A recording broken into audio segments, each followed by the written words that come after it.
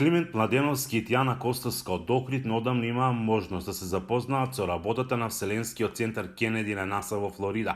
Искуството кое го стекнале било повеќе од значајно, велат бидејќи ретко кој има ваква можност. Научиле многу за историјата, но и за плановите на НАСА во блиска иднина.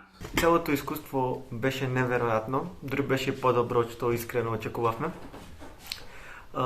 Особено беше интересно бидејќи се запознавме со многу интересни личности.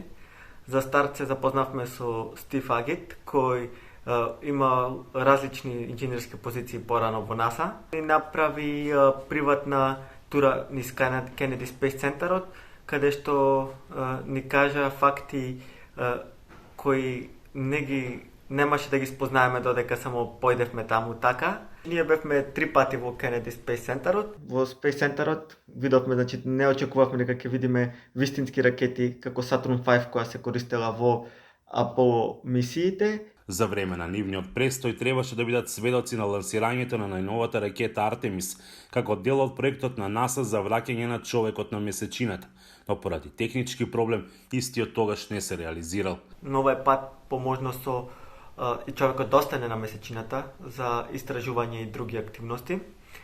Почетокот на овај серијал, всушност овај серијал мисии требаше со Артемис 1 да се тестира дали ракетата може да го направи патот до месечината и назад, но без да слета на неа.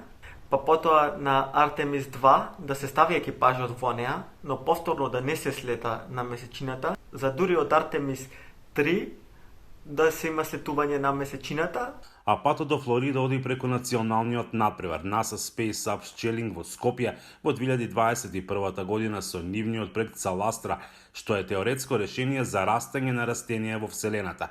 Како награда добиваат посета на НАСА центарот. Односно работевме на систем кој што ќе овозможи растење на спанајк поспецифично во Вселената, но со мало подесување на параметрите може да се користи за било кое друго растение, но ние задовме спанајк за да може да ги направиме сите тие груби пресметки околу тоа кои димензии ќе ни бидат потребни, колку вода ќе ни биде потребно, колку светлина.